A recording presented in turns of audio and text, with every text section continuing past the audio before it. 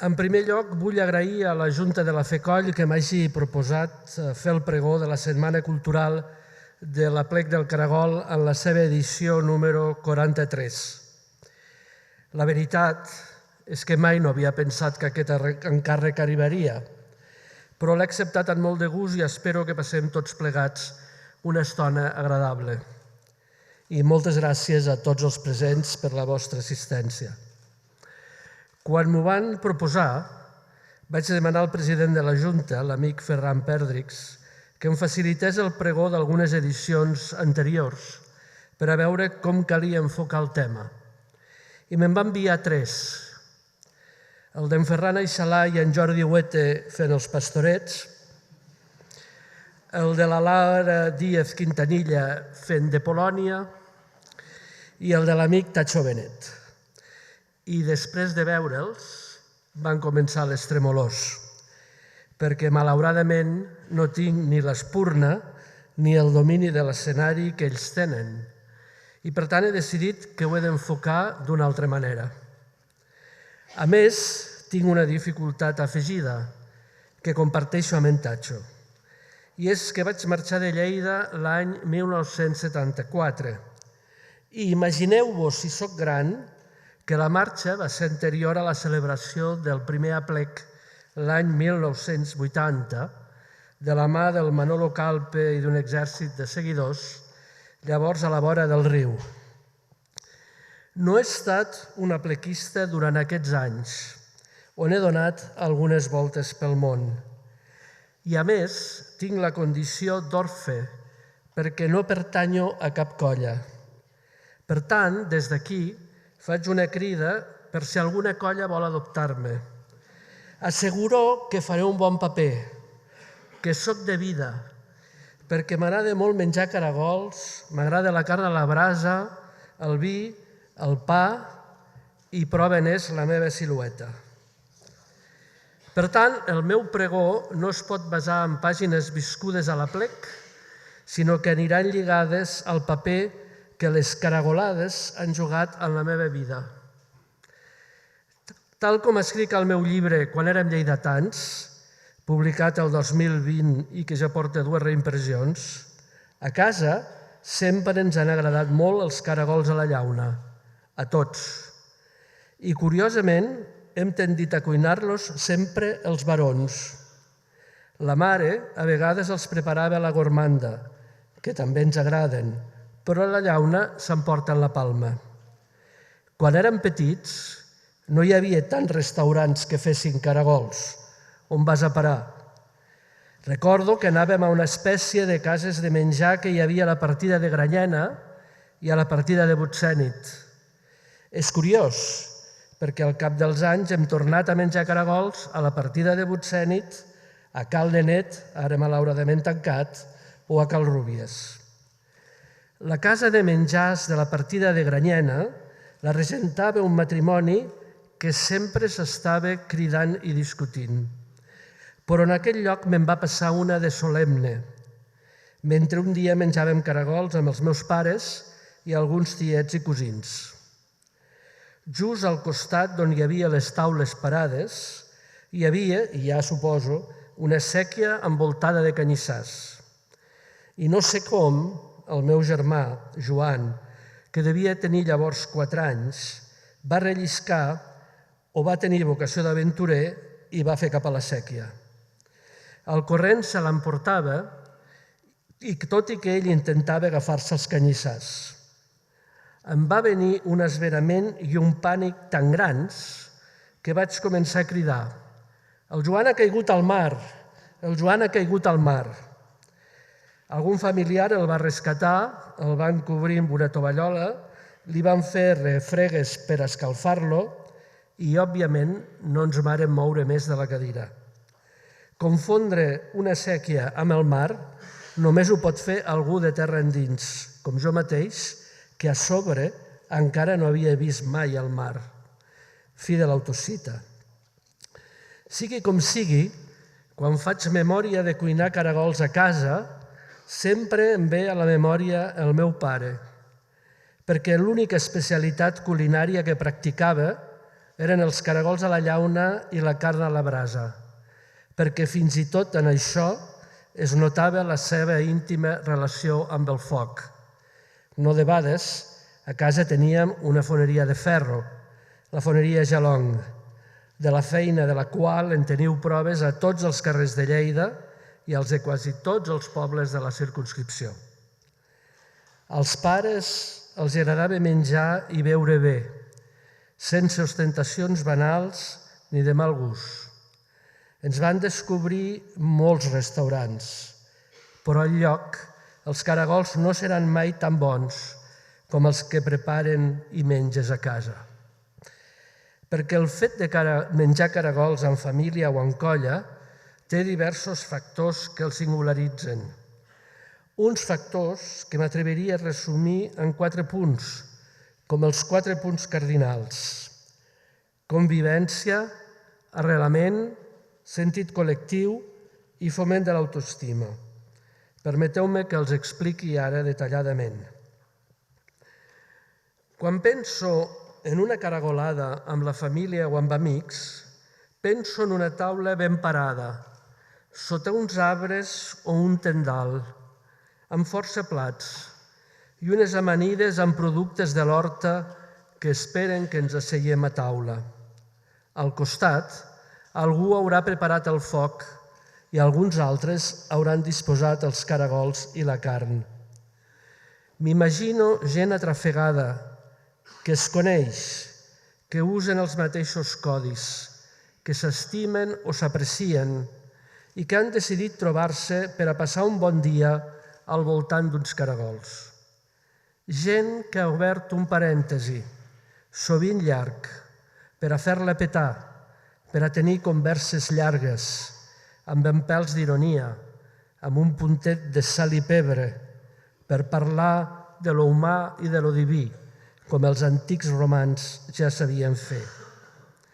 Les grans veritats es diuen al voltant d'una taula, fins i tot a vegades les mitges veritats, però és al voltant d'un àpat que definim la nostra manera de socialitzar, la nostra manera de conèixer-nos i de reconèixer-nos.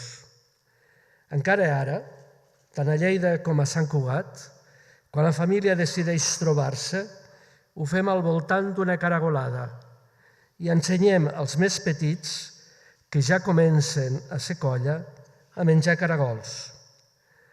També és un dia que trobes a faltar els que ja no hi són, però el record dels bons moments viscuts al voltant d'una llauna de caragols et fan aparèixer aviat un somriure que és alhora d'agraïment i de nostàlgia.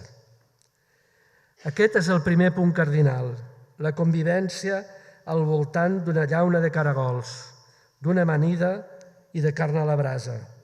És un molt bon lloc per a teixir amors, amistats i projectes. Una convivència que té la sort de comptar amb tantes persones i tants grups que treballen incansablement pel bé del conjunt de la societat en qualsevol àmbit que ho facin, sigui el social, el cultural, l'esportiu, l'associatiu. Sense la seva generositat, sense aquesta voluntat altruista de treballar sense desmai, tot seria més gris, trist, monòton i desvalgut. Però, per altra banda, tots tenim marges de millora. Hauríem d'estar sempre oberts a nous reptes, a la possibilitat de fer les coses millor i d'anar més enllà. M'ocupa i em preocupa quan tinc la sensació al parlar amb algú sobre noves propostes d'activitats o sobre activitats complexes que ja es duen a terme, que les respostes oscil·lin entre «això és molt difícil», «això sempre s'ha fet així», «no trobaràs gent per a fer-ho» i «jo que en trauré». Res que ajudi gaire a l'engrescament i al llançament d'iniciatives. Em sobta, sobretot, aquesta necessitat de treure'n quelcom de personal, com si tinguéssim la sensació que si no en traiem res, els altres pensaran que ens estan prenent el pèl o els quartos, o amb dues coses alhora. Atès que moltes de les activitats que es proposen Només poden reeixir des de la voluntarietat altruista. Aquests plantejaments les fan inviables o costoses i, per tant, efímeres. Sembla com si la remuneració emocional i cívica no comptessin prou. Però, afortunadament per a tots, aquest gust per la convivència i aquest sentit de la continuïtat estan ben arrelats des del principi a l'Aplec, i sempre un grup decidit, cohesionat i treballador l'ha fet possible. No us pregunteu si és difícil, ni què en traureu, o si hi haurà prou gent per a fer-ho. Tireu endavant i hi poseu el cap i el cor al servei d'aquesta idea de convivència arrelada, d'esforç col·lectiu i d'autoestima que ens són sempre tan necessàries. Gràcies us siguin donades. Gràcies a la Junta Directiva de l'Aplec i als responsables de totes les colles. Gràcies de la part de tots, perquè a tots ens beneficia la vostra empenta i la vostra feina. Però recordeu sempre que a l'Aplec tothom s'hi ha de sentir acollit. Tothom ha de ser considerat en la seva dimensió humana, perquè res d'humà no ens pot ser aliè. Com a segon punt cardinal, destacaria l'arrelament. Menjar caragols ens arrela al nostre territori, als nostres costums, a la nostra manera de ser, que potser podria i caldria millorar, però que és la nostra, i ho és des de fa moltes generacions. Ens arrela a la terra, aquesta horta exuberant que ens envolta i que és alhora pulmó, rebost i memòria. Una caragolada es fa amb productes de quilòmetre zero, de proximitat, com en diuen ara del menjar de la vora de casa, que és com se n'havia dit tota la vida. Són enciams, tomates, pebrots, safanòries, cebes, olives, albergínies, ous, oli, pebre, caragols i tot allò que hi vulgueu afegir d'aquí al costat. He sentit que Lleida té la immensa sort de tenir a la vora i fins i tot dins del terme la millor fruita i verdura del món. Cal que ho valorem i que donem suport als pagesos per continuar arrelats al seu tros, per tal que hi puguin continuar treballant. La revolta que protagonitzen aquests dies és un servei que els pagesos ens fan a tots nosaltres, sobretot a aquells que tendeixen a oblidar d'on venim, d'on ve allò que mengem i el respecte que devem a pagesos i ramaders. I arrelament vol dir també compromís amb la llengua, la cultura i el país. Llengua i cultura que ens han fet i definit com som i que hem de mantenir perquè són llegats dels quals només en som hereus i transmissors. Per això agraeixo molt a l'Aplec del Caragol que programi aquesta setmana cultural perquè ajuda a arrelar als collistes allò que és bàsic, perquè no som propietaris ni del país ni de la terra, només en som usufructuaris. De fet, l'Aplec està tan arrelat a Lleida que ja l'he inclòs al meu llibre Llegendes i tradicions de Lleida, explicades a la canalla, que vaig publicar l'any passat amb les il·lustracions de l'Andrea de Castro. L'Aplec ja forma part per dret propi del nostre inconscient i del calendari d'esdeveniments anuals. Forma part de l'imaginari col·lectiu i és digne colofó d'aquesta explosió de festa, de color i de vida que és el maig fester a Lleida. En aquest sentit, he de dir-vos que m'agraden i m'interessen molt les persones i els grups que, com vosaltres, estan arrelats i que volen contribuir a bastir una societat millor. I m'agraden totes les persones que s'arromanguen, a vegades amb pocs recursos, per a construir la ciutat d'ideals que volíem bastir, la ciutat d'ideals que ens mereixem i construirem. Contra l'esgarip i les presses ens cal continuïtat. Contra el sentit comú paralitzant necessitem seny. Contra els greuges suposats i la inquina manifesta, dosis de mesura. I contra la tendència al drama i a l'avorriment, xarop d'ironia. Tornem així a les formes de vida catalana que el professor i filòsof Josep Ferrater Mora va definir un ja llunyà 1944. Aquelles formes de vida catalana que ens han construït com a poble i que ens defineixen com a comunitat diferenciada. Crec que en el moment present i enfront les possibles dificultats futures ens cal molta positivitat. Necessitarem molta gent que tingui ganes de fer coses. Ens caldrà una societat civil més dinàmica i organitzada. Haurem d'inventar noves maneres de viure en societat civilitzada, que potser seran diferents de les que hem conegut fins ara. Ens caldrà més rigor i més constància en tot allò que ens proposem fer. Necessitarem moltes més dosis de generositat i de solidaritat. I ens caldran vitamines per a vigoritzar l'esperit i enfortir el sentit col·lectiu. Mentre estiguem aquí, hem de fer el possible per a ser optimistes, per a ser positius, per treballar, pel bé de Lleida i pel bé de Catalunya, pel bé del comú. N'hi ha molts que ja fan feina, com ara vosaltres, gent de la Plec. Ens feu falta i ens fareu falta. El tercer punt cardinal és el sentit col·lectiu. Una caragolada com la Plec és feina de molta gent, des dels que van a comprar o buscar el que es posarà a taula fins als qui la paren, des dels qui netegen caragols, tot i que em sembla que en aquest tema hi ha debat com en el tema de la ceba, la truita de patates, fins als qui preparen el foc, des dels qui preparen les amanides als qui fan l'allioli, dels que estan al peu del canó fins als que aprofiten la festa a fons. Una caragolada és la suma de moltes accions individuals al servei d'un objectiu comú, menjar bé i passar-s'ho bé. És una mena d'obra de teatre o un ballet on tothom sap el que ha de fer i quan ho ha de fer, perquè la suma del conjunt pugui produir íntimes satisfaccions. Ara bé, aquest sentit col·lectiu també implica que algú ha d'assumir el lideratge, els lideratges. Qui estigui a càrrec del foc ha de procurar que sigui prou viu.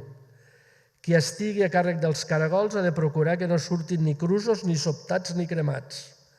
Qui estigui a càrrec de les amanides cal que sigui diligent i estiguin a taula abans que els caragols. Qui faci l'allioli ha de vigilar que no se li talli. Qui hagi de parar la taula s'hi ha de posar el primer. Qui hagi de llescar el pa ho ha de fer al darrer moment. Qui es cuida de les begudes, que procuri que no en faltin, etc. Cada cosa té el seu líder i tots els líders i col·laboradors junts acabeu donant el sentit col·lectiu a què em refereixo, com també reforcen el sentit col·lectiu totes les entitats i empreses que donen suport a la Plec i que el fan viable. Una caragolada és també una escola d'aprenentatge, on pots ensenyar als més petits com s'han de fer les coses, un lloc on han de començar a ajudar en allò que puguin i un espai on han d'aprendre també a viure els moments feliços que quedaran per sempre en el seu àlbum fotogràfic mental, aquell àlbum que cap intel·ligència artificial no podrà modificar, aquells records que duren per sempre i aquells moments que sempre es poden renovar. I el darrer punt cardinal que singularitza al meu entendre una caragolada o el mateix aplec és el foment de l'autoestima, aquell orgull de ser, de pertànyer, de formar part. Orgull entès com aquell sentiment legítim de satisfacció per les coses que fem bé. L'aplec és una de les coses que a Lleida fem bé, perquè ens agrada fer-ho i perquè ens agrada compartir-ho i que molta gent ho sàpigui. Per a tirar endavant a la vida, tant individual com col·lectiva, ens cal autoestima. Si hom no està content amb ell mateix ni amb el seu entorn, si algú no s'estima, si considera que allò que l'envolta no val la pena, caurà en la depressió o en el sarcasme. Hem d'estimar-nos per estimar els altres. Hem de fer un esforç per millorar-nos i per millorar les coses, però hem de gaudir d'allò que va bé, dir-nos-ho i que ho sàpigui tothom. Des de la foscor es construeix poca cosa útil. És a l'aire lliure. Amb aquesta llum de Lleida neta i clara, quan un pot viure en plenitud. Una caragolada, la plec, és una alenada d'aire fresc en els tràfics de l'any. És una alenada d'aire fresc que ens fa persones i comunitat. A Lleida podem millorar en el tema de l'autoestima. Necessitem millorar el grau de satisfacció en la vida que portem, amb el nostre entorn, amb els nostres conciutadans, amb la nostra ciutat. Ens hem d'estimar més, valorar tot allò positiu que ens envolta i canviar tot allò que no ens agrada o que trobem lleig. Hem de tenir bones relacions afectives amb nosaltres mateixos i també les hem de procurar tenir amb aquells amb els que formem comunitat, perquè això ens aportarà resiliència, que és una virtut imprescindible avui en dia i de cara al futur. A qualsevol trajectòria vital li venen o se li presenten dificultats, tant a nivell individual com col·lectiu, però ens caldrà tenir aquesta actitud i aquesta aptitud per enfrontar-les i tirar endavant. Ara bé, aquesta baixa autoestima no és exclusivament culpa dels lleidatans. Sempre he considerat que per a ser estimat i per a estimar, primer cal conèixer. I haurem de convenir que la majoria de la resta de catalans no poden estimar les Terres de Ponent ni la ciutat de Lleida simplement perquè no les coneixen ni fan res per conèixer-les. Quan preguntes a algú si coneix Lleida, la resposta més habitual és «hi he passat». Però passar no implica res i, sens dubte, no aporta ni coneixement ni estima. Molts catalans són capaços d'anar a l'altra punta del món, però desconeixen el seu país. No dic que no s'hagi de viatjar, de fet ho he practicat a bastament, però sí que dic que val la pena conèixer el romànic i el gòtic de la ciutat de Lleida, una paret de pedra seca de les Garrigues, el paisatge sec i aspre de la Segarra, l'exuberància fructícola del Pla d'Urgell, les cases senyorials i els castells de l'Urgell o la floració dels presseguers al Segrià. Ens calen accions decidides, propositives i positives que ens facin més visibles en el conjunt del país. No des de la queixa, sinó des de l'afirmació d'aquelles coses singulars que poden interessar al conjunt de Catalunya. Tots els mites i barreres que comporten separació dins de casa s'han de trencar en totes les direccions. Els ponentins, els lleidatans, hem de proposar i hem d'arriscar per a ser coneguts, perquè així serem més valorats i estimats. I els catalans vells i orientals, si gosen dir que estimen Catalunya, només ho haurien de poder dir i fer si coneixen en profunditat les Terres de Ponent i les valoren i estimen. Ens cal reforçar els valors de comunitat i, en aquest sentit, també la vostra aportació, la de la plec, és cabdal. Tot el que he dit fins ara respecte a una caragolada és òbviament aplicable a la plec, perquè no deixa de ser una gran caragolada o la suma de moltes caragolades. La plec és sinònim de convivència, d'arrelament, de sentit col·lectiu i de foment de l'autoestima. I us desitjo que continuï complint aquests 4 punts cardinals molts i molts anys i que continuï enlairant el nom de Lleida arreu i de forma positiva. Visca la plec, visca Lleida i visca Catalunya.